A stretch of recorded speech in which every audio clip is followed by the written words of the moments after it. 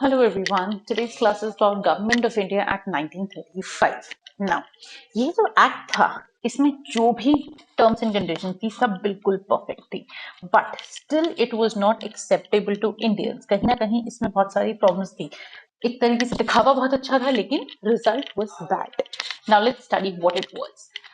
सबसे longest act था ये उस टाइम का.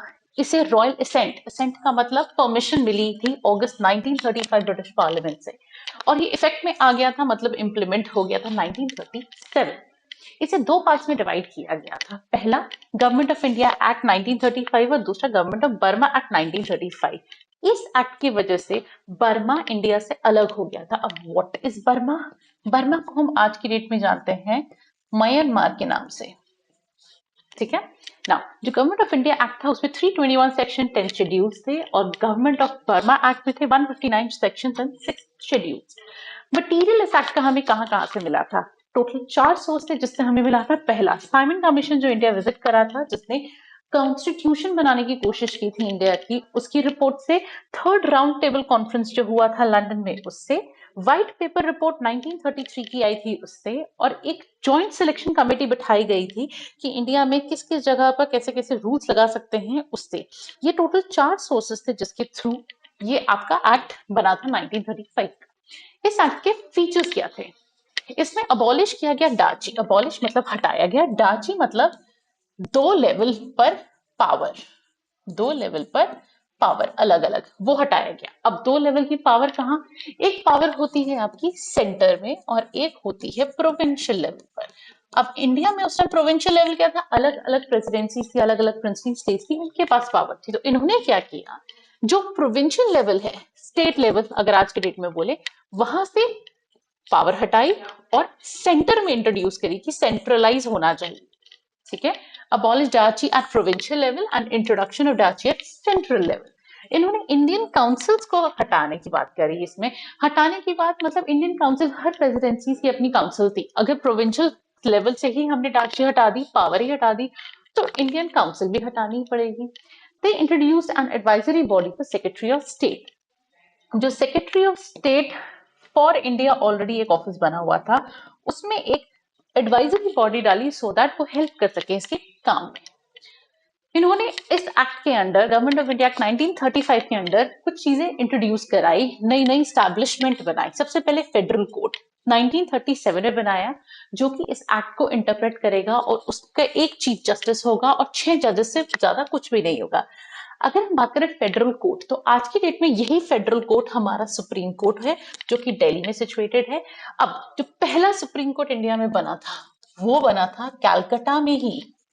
उसके बाद एपीलिएट कोर्ट बने थे, और लेटर ऑन यही सुप्रीम कोर्ट दिल्ली शिफ्ट हो गया था. ठीक है. अब हमारे सुप्रीम कोर्ट का ही एक बहुत इंपॉर्टेंट फंक्शन है कि वो इंटरप्रेट कर सकता है हमारे कॉन्स्टिट्यूशन को, वो यहीं से आया था. ठीक है. एक ही चीफ जस्टिस हो सकता है, एक से ज्यादा नहीं हो सकते. दूसरा इन्होंने बनाया रिजर्व बैंक ऑफ इंडिया 1935 में, जिससे पता तो चले कि पैसा कितना आ रहा है और कितना जा रहा है, to control credit flow and currency. Federal railway authority, जब रेलवे क्रिएट हो गई थी, पहली रेलवे आपके थाने में ही चली थी, पैसेंजर रेलवे. ध्यान रखना, ये पहली पैसेंजर रेलवे थी. रेलवे स्टैब्लिश हो गई थी, तो उसका एक अथॉरिटी बनानी पड़ी सेंट्रल, तो उसमें 7 मेंबर्स रखे, और इस अथॉरिटी के ऊपर मिनिस्टर या काउंसिलर्स का, काउंसिल के किसी भी इंसान का कोई पावर नहीं था. फेडरल पब्लिक सर्विस कमीशन की गवर्नमेंट के under job, plus provincial public service commission, आज की डेट में हम इसे कहते हैं आईएएस, एंड इसे कहते हैं पीसीएस. ठीक है. जॉइंट पब्लिक कमीशन बनाया गया, जो पूरी कंट्री के लॉ एंड ऑर्डर को काम मिलेगा. अब ये जो तीनों है, ये 2 या मोर प्रोविंसेस में डाले गए. एक प्रोविजन डाला गया कि all Indian federation with British Indian territories and principal states. Basically इसका मतलब ये, एक प्रोविजन डाला गया कि जो इंडिया है वो एक फेडरेशन ऑफ इंडिया है, मतलब सारी स्टेट्स को मिलाकर एक सिंगल एंटिटी. फेडरेशन एक सिंगल एंटिटी है. उसके अंदर 2 लेवल्स डाले गए. पहला लेवल वो सेंट्रल, जो कि एग्जीक्यूटिव लेवल का था, एग्जीक्यूट करना था. फेडरेशन और सेंट्रल साथ में जाएगा. ठीक है. और दूसरा था आपका प्रोविंशियल लेवल या प्रिंसली स्टेट्स, प्रोविंसेस और प्रिंसली स्टेट्स का. अब ये सब पार्लियामेंट में डिस्कशन होगा इन सबका. ठीक है. ये इन्होंने 2 लेवल निकाले थे. अब इन सब में पावर डिवाइड कैसे की गई, लेवल तो बना दिया, पावर भी डिवाइड करनी चाहिए। उस हिसाब से इन्होंने एक फेडरल लिस्ट बनाई जिसमें 15 आइटम्स रखे, 59, provincial list 54 items, concurrent list with 36 item and residency subject जिसमें वाइसरॉय आया। अगर हम आज प्रेजेंट टाइम के कॉन्स्टिट्यूशन की बात करते हैं तो उसमें भी हमारे पास पावर डिवाइड की गई है, एक तो यूनियन लिस्ट में, दूसरा स्टेट लिस्ट में, तीसरा कॉन्करेंट लिस्ट में। अब इनका मतलब क्या है? यूनियन लिस्ट में ये जो टॉपिक्स बोल रहे हैं 59 आइटम्स, यूनियन लिस्ट में वो आइटम्स आते हैं जो नेशनल इंपॉर्टेंस के होते हैं, स्टेट लिस्ट में आते हैं जो स्टेट इंपॉर्टेंस के होते हैं, और कॉन्करेंट लिस्ट में वो आता है जो कॉमन टॉपिक्स होते हैं। अब बाय चांस इन सब में कोई मिसलेनियस, कहते हैं ना XYZ चीजें एक्स्ट्रा हो गई हैं, वो एक्स्ट्रा चीजें आती है आपके रेसिडरी सब्जेक्ट में। ये रेसिडरी सब्जेक्ट हमारा आज के डेट में यूनियन लिस्ट के अंदर आता है और उस टाइम फेडरल लिस्ट के अंदर आता था। उसी चीज को हमें जो पावर तब डिवाइड की गई थी उसी चीज को थोड़ा सा एडिट करके हम आज भी उसे यूज कर रहे हैं। बाइकैमरल लेजिस्लेशन इन्होंने इंट्रोड्यूस कराई 6 में से 11 प्रोविंसेस, 11 में से सॉरी 6 प्रोविंसेस में। बाई, बाई का मतलब क्या होता है? दो, कहीं पर भी बाई लिखा होगा इट मींस 2, और यूनी लिखा होगा तो मतलब 1। अब बंगाल, बॉम्बे, मद्रास, बिहार, असम, यूनाइटेड प्रोविंसेस, इन 6 जगह पर इन्होंने बाई कैमरल लगाई गई, क्योंकि अगर आप एरिया देखें इनका तो इन सभी जगह का एरिया है ह्यूज। इन सब एरियाज को मिलाकर majority 90% of India was created.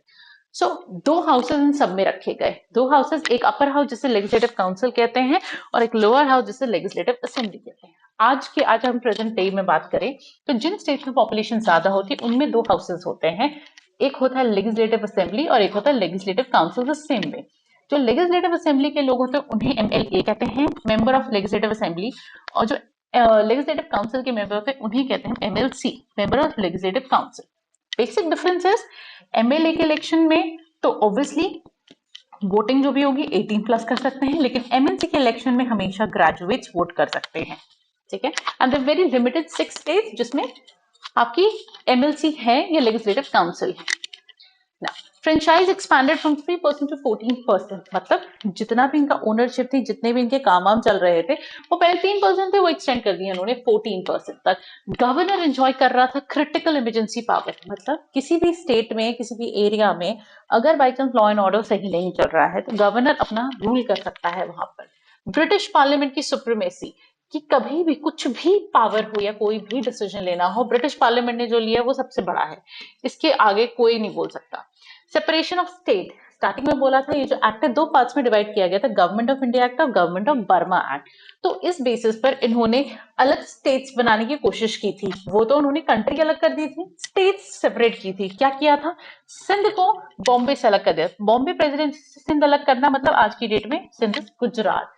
Orissa को बिहार से सेपरेट कर दिया, और आज प्रेजेंट डेट में अगर हम बात करें तो ये टोटल 4 स्टेट हैं, Orissa, Bihar, Chhattisgarh and Jharkhand. Separate electorates बनाए गए एरिया के बेसिस पर, अलग अलग बता दी इस एरिया में इतने इलेक्टोरेट्स हैं, इस एरिया में इतने इलेक्टोरेट्स हैं। Safe guard and protective instruments for minorities, कि जो माइनॉरिटीज लोग हैं जो डिफरेंट डिफरेंट कम्युनिटी और क्लास के हैं या कास्ट के हैं उनके लिए सेफ गार्ड डाला गया। बेसिकली हर जगह एक स्टॉपेज रख दिया गया कि भाई यहाँ पर स्टॉप होना। ओके, इन्होंने रीऑर्गेनाइज किए कुछ प्रोविंसेस को, एडन को एक सेपरेट कॉलोनी बना दिया गया, बर्मा को इंडिया से सेपरेट कर दिया गया, जो आपको पहले बताया था। अब ये सेपरेशन हुआ कैसे था, व्हाट वाज द प्रोसीजर? ये प्रपोज किया था सबसे पहले साइमन कमीशन ने जब वो इंडिया आया था, फिर एक Burma round table conference create की गई थी लंदन 1932 में, और 1935 में फाइनली बर्मा एक्ट पास हो गया था, जिसकी वजह से बर्मा एक सेपरेट स्टेट बन गया था। बर्मा क्या है? आपका म्यांमार। एक इसका सेपरेट ऑफिस बना दिया गया था, वही secretary state of India, but उसी में एक छोटा सा ऑफिस अलग कर दिया था जो कि बर्मा के लिए हो गया था। बट ये जो एक्ट था इट फेल्ड हॉरिबली। अब ये फेल क्यों हुआ उसके रीजंस चेक करते हैं।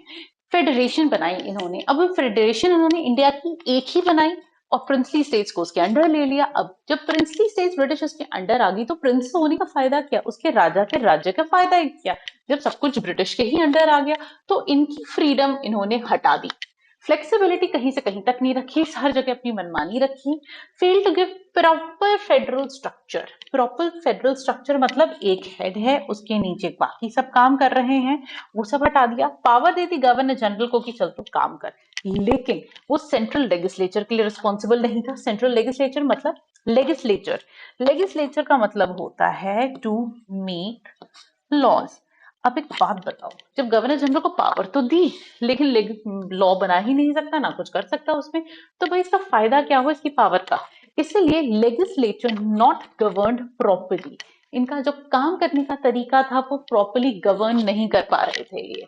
जवाहरलाल नेहरू ने इसलिए कहा था, the act of Indians seems like driving a car with all brakes but with no engine.